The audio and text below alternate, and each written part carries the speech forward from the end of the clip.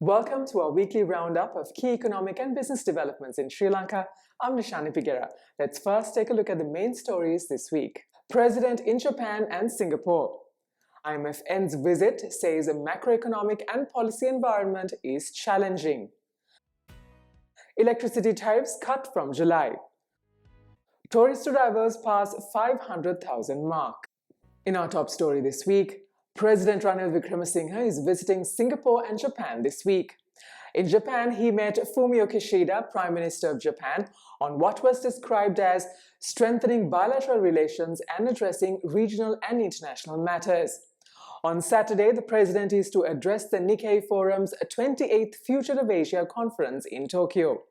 It is a forum where leaders discuss political, economic, and regional issues in the Asia-Pacific region. From Japan, the president will travel to Singapore, where he is scheduled to meet Lee Hsien Loong, Prime Minister of Singapore. On Tuesday, the IMF team ended their visit in Sri Lanka.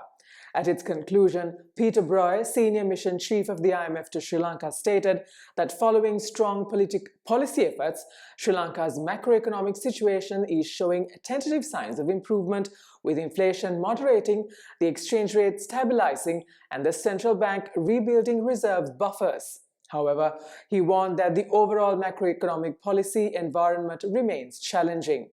For more on this developing story, we spoke with economic analyst Imran Furkan. An IMF staff review mission left the country a few days ago, having assessed Sri Lanka's performance since they entered into the enhanced funding facility with the IMF a couple of months back. They noted tentative improvements in the country's economic performance, particularly around the stabilization of the rupee, the reduction of inflation, and the increased reserves being accumulated by the foreign reserves being accumulated by the Central Bank of Sri Lanka.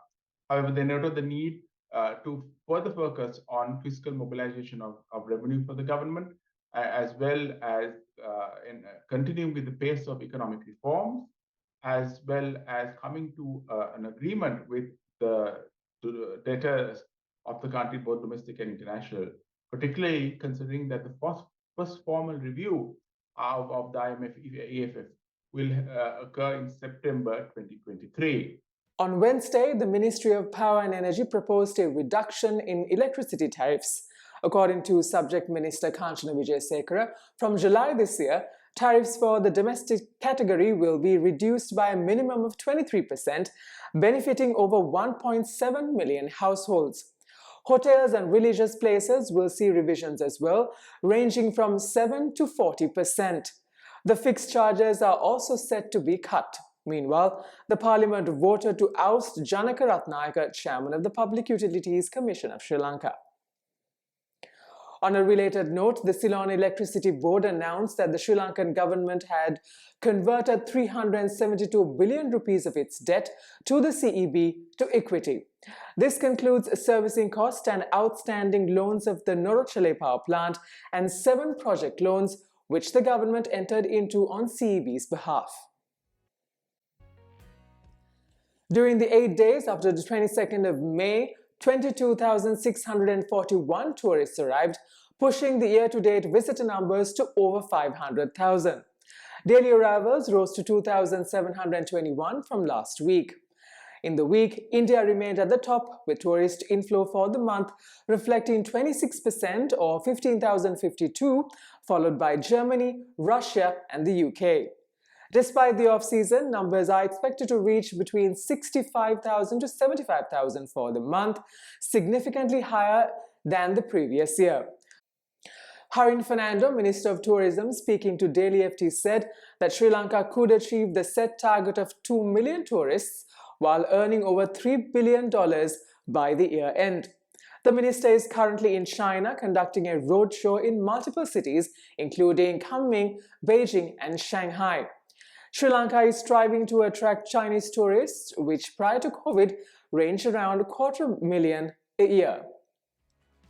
In other news, on Monday, China's Sinopec signed an agreement with the Sri Lankan government.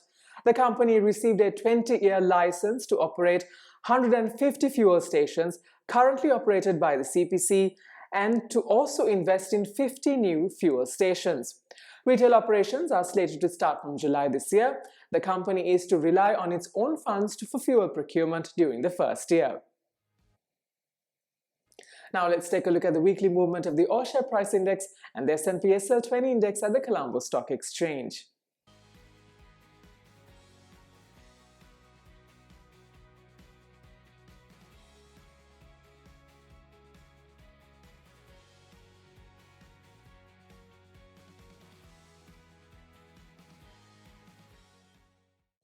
At the Treasury bill auction held on Wednesday, yields on all maturities rose. Bids amounting to 207 billion were received, and of which 125 billion rupees were accepted. The Sri Lankan rupee continued to gain against the dollar this week, with the central bank's indicative mid-spot rate ranging between 303 and 307. And with that, we wind up for this week. Do subscribe to our YouTube channel at the link below for more updates on economic and business developments in Sri Lanka. Until we see you again next week, thank you for watching. Stay safe.